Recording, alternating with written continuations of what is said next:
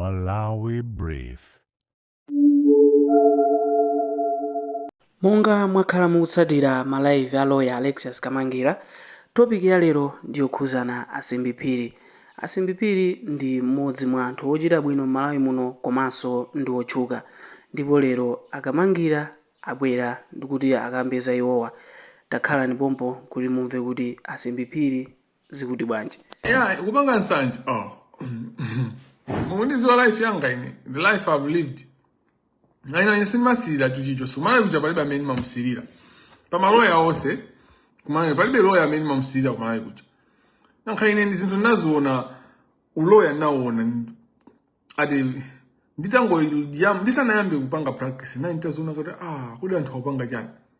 Uzaona so quality of life ya kumalawi je otakhala olemera kumano the quality of life is very low. So even the rich people ayina mpinganjira ayina bushiri afa ayina bushiri chandi ndalama alinazo kuma ndalama zo nkhani yona kuti ndalama zo zikutiko munthu amene amanamizira kuti andi ndalama koma alibe ndalama ndi Ayuba James Ayuba Sylvester Ayuba James ndi munthu alibe ndalama amala sizakunamize namenjo kuti ine this amalawi mulibe mapanti nuyo ine ndi ndalama Ayuba alibe ndalama. In fact andingongoleza mbirimbiri Ayuba. And my client panopa my client 35 anandipeza kuti munthu amene ine ndeni mangwaza sono ine nkhani ya Ayubayo sindithandiza kwambiri pa zimene ndikupangazi. So tamusiyeni ngati mufuna kuitenga tapita. Koma I think people don't trust the other lawyers. So I'll see what I'm going to do when I have time. Panopa ndibe nthawi. So Ayuba akamanyangwa ndimangomuyang'ana kuti iweyo ndo manga alibe ndalama mimi koma pali makamba za tinamiza anthu andalama ngakhale ndalama zonzokubeti koma ndalama zanazo ampinganjira Asimbi aja ndalama zaonza kuba amene aja tikusankhilero nkhani yawo ndi Asimbi nditikuza tikayang'ana ndani awa andi ndalama ina ndani faka ngati he wanna be a rich person koma suda ndi ndalama koma he might be there. Clifford Chawinga Apostle Clifford Chawinga ndi munthu wakuba kwambiri ndipo ndapangira tsiku lawa yakawingacha ndapangira tsiku lawa ndikuuzeni za contract. So the other aspect I want to address next week the issue of corruption in the procurement, by government. So there's a lot of procurement issues ku private sector, even when there's a lot of corruption in the business imene anapasidwa Asimbi yotenga madzi kwachoka kusalima kupita nawo kulilongwe. It's one of the most craziest way to steal money from government because it doesn't make sense, it doesn't make economic sense, it doesn't make environmental sense, it doesn't make any mechanical sense, engineering sense, it doesn't make engineering sense unless ina pili antakuyankhula kwambiri atakungogebedwa uku muzizi oti maloya ndipo anthu akene ndochuka mukhoza kudabwa also komanso mmene ndani nacho mchimu nkhani ikupezani. The thing is mmene ndani nacho mchimu nkhani ikupezani sindikusoyaso ndinene ikupezani. So the Salima project their carriage, it doesn't make sense when you think about the environment aspect of it, when you think about the engineering sense of it, when you think about the economic sense of it, when you think about the political sense of it. It only makes sense the corruption sense of it. Hello? The project yotenga madzi kusalima mapita nayo kujani kulilongwe madzi mapita nayo kulilongwe only makes sense corruption, the corruption sense. It just makes sense in corruption way, ndiye mufuse kuti project imejayo so ndikupasani ntchito imene amalawa kuti project imeja inayamba liti. So far how much money has been spent in that project and how much more money should be spent. So ndingokuonesani kuti it's an ongoing concern. It's an ongoing concern in commercial law. We say ongoing concern. Into that topic is debatable. There's nothing debatable about what I say. And when I'm an opinion, this is not an opinion. These are facts. These are facts. Katenga mazi kusalima kumapita nawo kulilongwe it doesn't make economic sense. Are you an engineer? So, the problem, Antonina, no accounting, got the only accountant, but accountant. I read around and I learn from people. I sit down with people. So I speak with engineers. The knowledge that engineers have, I don't have to go to polytechnic or to engineering school for me to have knowledge on engineering, especially on things that concern the country. So you just ask an engineer, what am I? So you know, you learn and all that. But palinzeru zina zake zonna uli suma inaso tu kale professional area imene. Kuma baba ndikuza nzeru zokwiza ndi ma engineer. I've consulted. So I consult. Ndikakonsulted ndikira pena pake live hii maina kuyamba nthawi zanje. Umakhauli nthawi nake ndikumalizisa kuwerenga china yake ndamuimbira phone munthu nake ase ndifuna kuyankhula chakuti. My spirit convinces me this. Ndawerenga chakuti, ndaona case yakuti, ndaona chakuti, ndaona decision yakuti munthu yamapereka opinion. Ndipo soma munthu yakayankhula sizimayankhula zeni matenga nimazipanga so sit down kuzipangana kuti munthu akuti chani because amaundi ambiri mbiri. Wena amavala masuti, wena ndama degree, ndama masters, wena ndama PhD, kuli ma professor, but people don't know that. And hamena makusokoneza mu movement, kapena kuti pazindu zosiyana amatawukhala anthu amene umalemekeza, even your family, can lead to your downfall. In fact, most people have gone to your downfall because cha family. Okay, so mina inafuna ambe kuti project me just mabanga sensitive as ma pasa menda ina ifaja. Okay, maza amene amapita kulilongwe. Maza amene ali kusalima kuti maza amene nyanja kodi imakhala bwanji. What is the concept ya nyanja imakhala bwanji? Maza amatoka misinje kuma feeder into the lake, and then the lake grows and then it goes like that, and ikakhala kuti ndi nyanja ya outlet ngati Lake Malawi makaso misinje ina imatusa somazi kumapitaso kwa misinje ina mayamba ejani yoyambira ya uji ngati Lake Shire River is an outlet ya Lake Malawi imene imakapezeka kuti makatira mpaka na Mozambique kumapitawo koma muzuri Lake Malawi kuli Lake Malombe kenako Shire River kenako kumapitawo ndikuona hapo anthu akulu mazi ankolo machani koma ndintawuni muna mwene. Now the point is more simple nthawi tilibe changu madzi amene amakatengedwa kusalima aja ndimazonena kuti it would only make sense tinakamatenga mu misinje imene imapanga feed Lake Malawi. So the project might now be run by EU. So I have put the documents from EU you might know, but not the funding. EU in the funding. Kuma EU amana odi ya madziwa tuwena titenge misinje membanga feed kuku.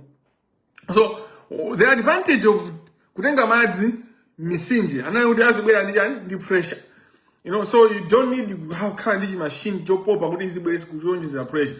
So uzichosa ukuntunda uku kuti maza kutoka uku muzi atenga ndikumapitisa majani manyumba whatever or kupitisa kaye ku tank imene mabanga ma tank osiyana do all the processes that you're supposed to do to clean the water blah blah blah.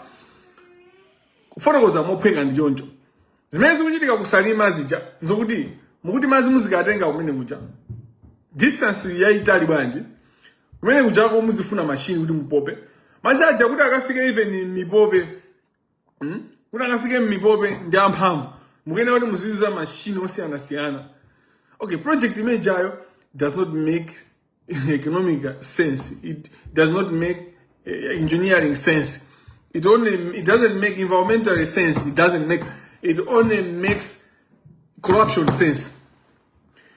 That's the general thing that you should know, when you are leaving this conversation kuti pamene pajabo chimechi machitika ndi meja ndi conduit yobera ndalama, one kubera ndalama mboma, two ndi conduit yotsukira ndalama chimechi chacho ndi business chachikulu chimene chutsuka ndalama za anthu osiyana mu Africa, including my politicians. Kolomide uja. Birthday ya mkazi wake wa Simbi. And birthday kwa bwela huyu oimba kwa Afrika chimuntu chincholemera chanchan. Kwa bwela chimu wabwelesa wampe zikwa birthday ya mkazi wake wabwela Kolomide chanchan. That was a day to njira imene yotu sandalama yopanga money laundering. That's why my politicians are Jamaican Peter Winnie Kujago and Tamana Lindo Winnie Kujago. They are the beneficiaries of my business or Tsugandama Asimbi. Simbi ama Tsugandama. Kuyambira ali ku South Africa. Business company yake jade. Sikudi yangu yamba kugira ma project mahali kuno. In fact, it's more established ku South Africa. Ku South Africa kuli ma stories just check. Kato Civils Limpopo. Kato Civils South Africa. Kato tsimbi uja kuti azibwera ku Malawi uja kunayibonera kuli kuthawa milandu ndipo nayi kuti achina anthu amene amabana naye limodzi uyu ndani Jacob Zuma zitamuvuta ku South Africa uja mpamvu zitamuthera achina Simbi aja nayi kuti that's the same way why Bushiri left South Africa guy. For amapanga deal ndi achina Simbi and Simbi Jarabes amapanga deal Bushiri amapanga deal ndi achina Jacob Zuma and zitapeza kuti power ya Sinta and Jacob Zuma uja anthu South Africa amutengesa mpaka nakamugonesa kundende. There are no choices but to come mazakhala kunoku mazaoneka ngati kuti akubwerano uzakhala kumuza amakonda Malawi. Those guys are thieves. They are stealing. So my project ngati akulimpopa amene apanga Kato, it was also a way of washing, money kucleana ndalama inailonje. Chimene chimadabwisa njoni ma project ake samatha Asimbi. Koma samatha ifoti idea simakhala project yo. The project is not the project. The project is money laundering. So ni makamba za ku birthday ya Masteni, akazi ake Asimbi. Imene generally money laundering. Inu muli ndijolemera amwene chitatandanda akusuka ndalama zanuka andale osaja amene apita achina chichi maona ngati basi amwene kachakwera ndopusa kwambiri mpakana kukapanga chanje ndekuli mwenye kulilongwe kuja wapanzikiti ndimutchule nimpangira live yake amasuka ndalama za ma president he externalizes money for president. I know panopa Monsuka Limu is happy. Sinanga Monsuka Limu, apart from trying to bribe me, he was also worrying kuti mungu nena ineyo. Ndifake bagiri Mozi TV uja. Ama nena kunena Alex Suzimani sawa kamba huyu. Ango kamba amene ndio tampasa 60 million. Sawa kukamba zawo yubanja. Suzimani ndachoncha amwene. Iniyo ngati mukuziwa akubayena osachula iniyo banja. Ahazo belo. Ineyo nandilemba ntchito kuti nzikhala basi. Kuti apo sawa kamba zawo yubanja. Kamba iniyo amene mukuziwa. So and I'm also happy that I'm mentioning Ajina Simbiso. I'm also mentioning Ajina the Mwenye. I mean, Zampangida Tsibu. So you know, we have a date, you and me, you Malawians. The date, Yogamba Zampinganjira, FDH Bank. Yeah, Ogamba FDH Bank. Good night, Brandy. First, I'm out. 5 minutes for the conference. Jamaica, find out about bank major. Can I also use a bank Uber? Kubera must be bank basi ndiza kufotokozera nimezi na kale ma details alipo kuma baba nzimu wanga unanduza kuti ndikambe za Simbi, so nimafuna kufotokoza kuti sikuti nimakhala kuti wina wake ndankuira koma zimene mapangazi despite having the knowledge and the information I need to be incited. Mafunika kuti nzimu wanga uyake mafunika china yake chiyake mwene mada at Sarajevo, mafunika ka mada at Sarajevo. Kwa nima kani nagu ya gale kumano mada at Sarajevo has to happen. So kani Asimbi mada at Sarajevo was Robert Nkwezalamba. Kumarani kumaya mkwazo pepera pa unta. Then namba kumufufuza kuti Robert ndi na ifanye Robert sinima muzi wa. Kina uzaona odi unionist uzaona akumenyera kuti Asimbi atani project ya Asimbi jomai imenyera ndi chanchani ndidi then napanga connect the dots. You know what Robert Nkwezalamba girlfriend wake analembeda ku polisi mosa sada ndondomeko nkhani nthawi yaja kwerayi and nthawi manager amamu ika ku NIF because Robert Nkwezalamba he was one of the senior managers wakuneath anthu amene asokoneza abandalama za Malawi amene anali atsogoleri, you know. So munthu kuti anali kuneath amene akhali activist mzidi amene muzimvera. I don't understand with unionist anthu amene akhala koma unionist. So tikati unionist anthu amene amamenyera ufulu wa anthu ogwira ntchito. So unionist wina otchuka ndi Dr. Madise, Dr. Sunzwayo Madise. Nechimene ndabwisa ndiona kuti Dr. Madise ngikuti mupite ku Zomba ku Chanko ku University of Malawi. Munthu amene wapanga nkhaza ma lecturers kwambiri ndi Madise koma mumamchukisa kuti is a unionist. The irony in Malawi, so ironic. My lecturer, if I need to go zimene naziona ine nkhaza zimene ndipanga ineyo Sunzwayo Madise. He's not a unionist. Nkhaza zimene my lecturer academic kuchango chaone kwa academic freedom. Kumano the last 5 years there hasn't been akasanga kunamizeni kuti home of academic freedom. There hasn't been academic freedom at Chanko. Madise ujama bangalani my staff members mapanga treating ngati my head boy or my head girl, which is sad because the lecturers are very, you know, an academic institution. You have to have people with different views, and people should argue, and people should differ, and people should say no to this, we now say no to this, and then meet together and shake hands and drink coffee together. That's what collegiality is, you know. That's how we work. Kandi muntu wote wangoyamba kumene ntchito is a junior associate lecturer, kandi is a associate lecturer, kandi is just a lecturer, kandi senior lecturer, kandi professor. Nonsense, ndi ma lecture. That's how university is supposed to run. That's how when I unionist, that's not how we run the university as a deputy vice chancellor. And then now you have Bushiri Makaberega, my public lecture at the University of Malawi. That should tell you how standards have gone down in Malawi. Then makamba za ndakuforokoza za kuti project ya Sibanga Sense. China jime Sibanga Sense ndia environmental assessment. Ndiye project inaweza sana jidike. Project inaweza sana jidike. Pama funia wadi bajidike assessment. Kudi what is the impact of this project on the environment? Ndiye ya machida kudi environmental impact assessment. Environmental impact assessment. Ineo nine an environmental justice activist. And I have something to show for being an environmental justice activist. When I was at the University of Malawi as a student in third year, in one of our classes, our lecturer was then Mr. Chikosa Banda. Ankadi Punzisa. Ndiye anatipanga challenge. Tinkakambiana za the sewage system. Ndiye magamba za principle ya polluter pays principle. Principle ya polluter pays. Imanena unawadi mutamini wao yuwaibitsila. Ngamina wina upanga bear the cost of cleaning.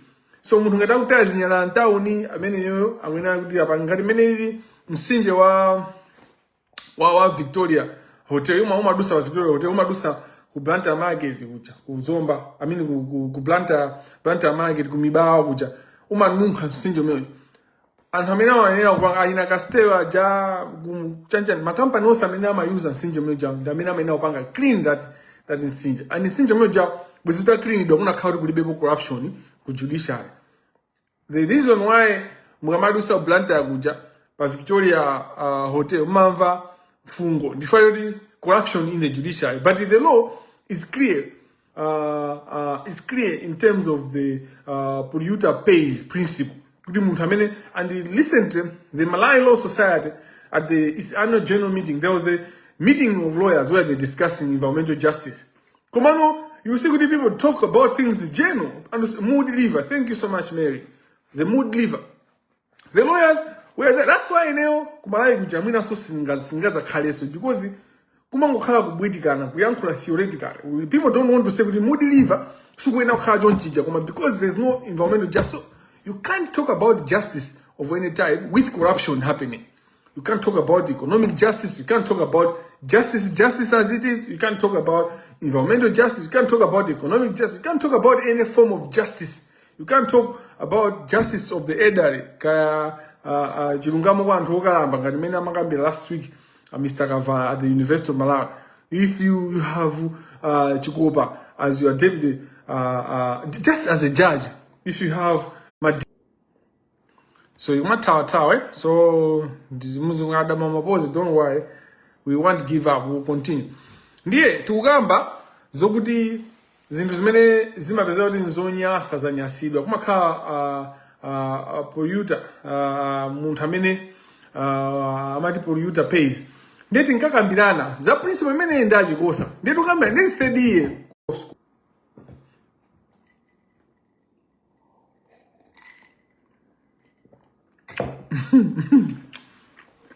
Merevan, I want to know Merevan. Who is Merevan? I didn't know who was Sevan. Whom I want a minute.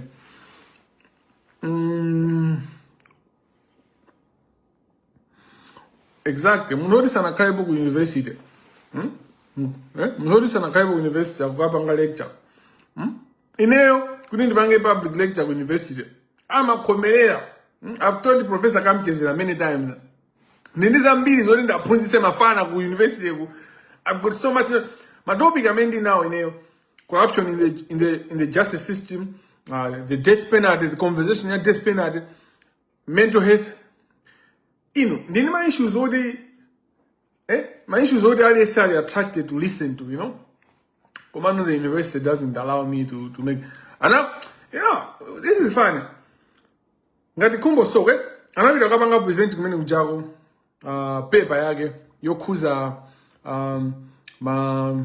majani, migrizano, ma alliances, migrizano ya zibani.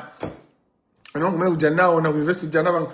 Komano, there was no substance in his paper because he couldn't criticize what he was something that he was part of, or something that affected SKC. So the magamba zone out the city magamba zen, then magamba za polluter pays principle. Magamba za mood liver. With the mood liver, you see when you call to come fight corruption ya mu justice system. That's why mood liver amanunha. So dealing with corruption would even improve the air that we breathe, the environment. So I've gone deeper to understand the environmental justice, to understand the environment. Even in prayer, many muguma, so refresh ifaja Katangari. So Katangari, I'm at Sokoneza was in Zambia. Tonight in class, Mr. Jigosa. Then Mr. Jigosa, I'm Takamba, my sons, when out Kuzomba Guja, Kumapiri Guja, Kulima Nyumba, Jan, and Famaka, Matseka. There are many of him.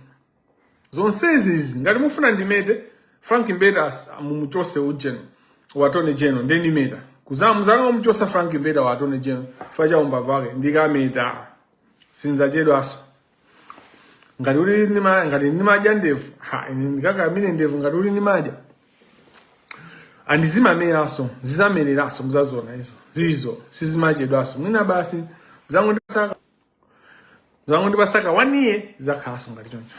But anyway,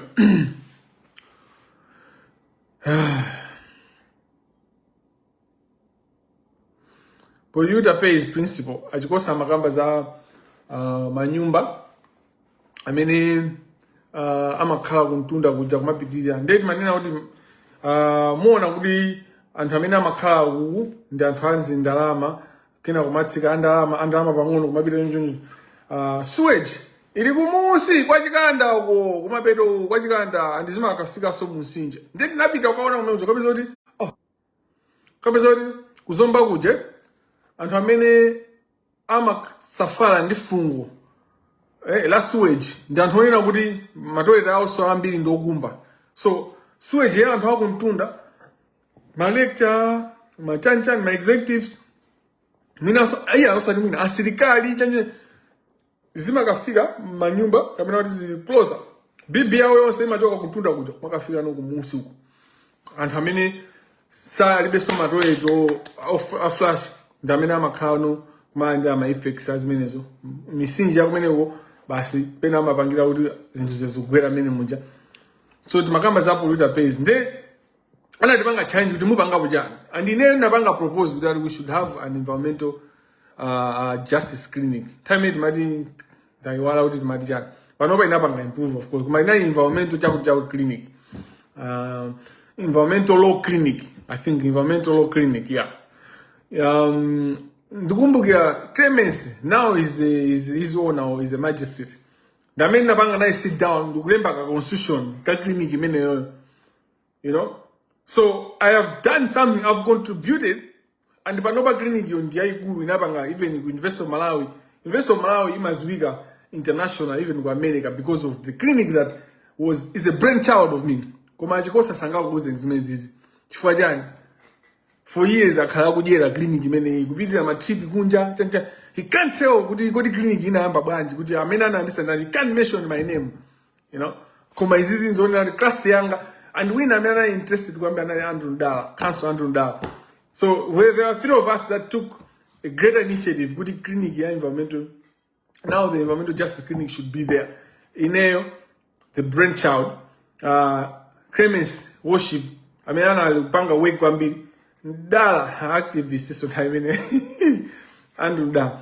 So when I tell you about environmental impact assessment, I tell you from knowledge, you know. Zinzoni ndikuziziwa. Project ya Kato civils inalibe assessment kuti impact ya environment jani. Ndifake anatengana Bright Tail anayamba kesi under Malawi Law Society. Kesi jani kupita nayo kwa Akapindu. Anapita kwa Akapindu aja. Before asana kambe za injunction zoyimisa project amena nyanjana. Panali zinthu maoda amena mafuna. So anavomera kuma panali beko zoti za injunction. Panali no interactory kuti anthu abwe interactory kuti or interparty. Kuti anthu aja no sorry interparty anthu ambali yawo ndawo kosaza abwera azamvere pamodzi. Zimene zizi kumayambiro abe Ateu ngati lawyer wa Malawi Law Society amene amamenyera kuti yayi akaton mwena kuti musadire malamulo, and the environmental impact assessment is a basic need. So project yaikulu ngati imene ijayo, there was no way you would start it without the environmental impact assessment unless palikatangale. It's as simple as that because the law is clear. So pali ma indicators mbiri akatangale. The project not making sense, the project not making sense, the project not progressing, the project not making progress. And also maziwa kuti drama zimezikuwa every year. Ndizingati so far how much has happened. Anamiwa nanga mapita kuno kuti cement amene amagruda ku South Africa. Project imejani ndichida chobera ndalama andi simbi pili nimangoyangana ni mukaba mulemekeza ni munthu onena kuti akubera Malawi inu kumangosekerera ndama yankhula chichewa ndi chichewa choyankhula chonyoza ana amuna anani nkango. Of course interview imene inandiwaze ndiwa andinzeru za umuntu simbi, you know, ndi munthu oti amaziwa moyo okhala ndi anthu kuti makhala bwanji. When he speaks, there's a lot of wisdom in how to live with people. How to live with people. Amaziwa how to live with people. Ndama yankhula zanzeru ukamacheza naye. Utacheza naye ndikuphunzira zanzeru. Koma za business yake sungamve kuti business imayenda bwanji. Chifukwa chani? Ndwakuba simbi. Akubera na Malawi inu makhabize kuma rolling the red carpet for him. There's a project yokuti ukatenga mazi kutoka kusalima all the way umabina nayo kudongo. Singayambe upanda environmental impact assessment unless there's corruption, and this case was so Bright Tail anakapita kwa Akapindu kujakina kwa na pass allowance yone na kutamana na avomereza kuti akhatwa aja ma minister. So pana anthu ambiri mbira aboma amene zinthu zimakhuza amene anajako ndafuna amapeza kuti ma department. So nali longo water board kuti longo water board jamuisadire meja anthu amene anali nthawi imene project imayamba, project inatheka mene analemerera zimachita kuoneka kuti munthu wasintha, you know. Minister of Agriculture, Irrigation and Water Development is Makuza, Director of Environmental Affairs, of course, Minister of Natural Resources, Energy and Mining, Osewa, another party of the issue, and time in a lawyer, another Bright Tail. Now, instead of floating the way deep into the legal maneuvers and all that, fine, you know, I'm really interested in. Command the Uzan Kuti.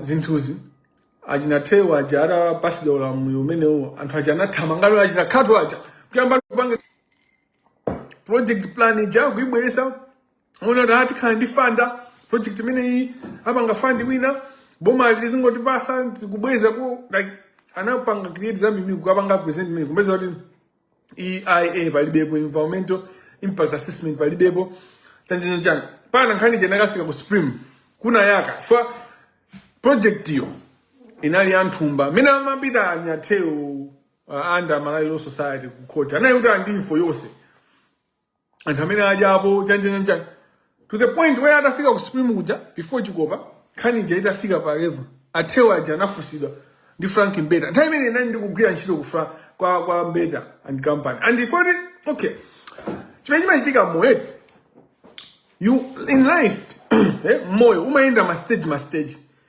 pa stage imene nalipo nthawi imene Mbeta nani magwira ntchito kwa Mbeta panali zinthu zimene zimachitika ine sinimazoti chiwitika njani sinakhale ndili mwana like I was very young and mu professional but just even muzaka ndali mwana so pamachitika zinthu kusumaziwa umakhala innocent like ine ndi innocence so Bright Tail amagwira ntchito mwamba kwa Lisa Tones ife kukeza komwe kujokeza house nali pansi Mbeta and company ndipo nimagwira ntchito ndi uyu ndani Nkhata Pawene Nkhata atangubwera so naye kumene fine I graduated before Pawene then Pawene anandipeza ineyo Pawene ndikubamuza kuti ase pano pati makhala chonchi timatere kwa Mbeta kumeo and kwa Mbeta there's like a family kind of life like timadya limozi pa lunch like they would cook you know kungoika mchimbale tonse kumadya like it was like that like it was a very good place for me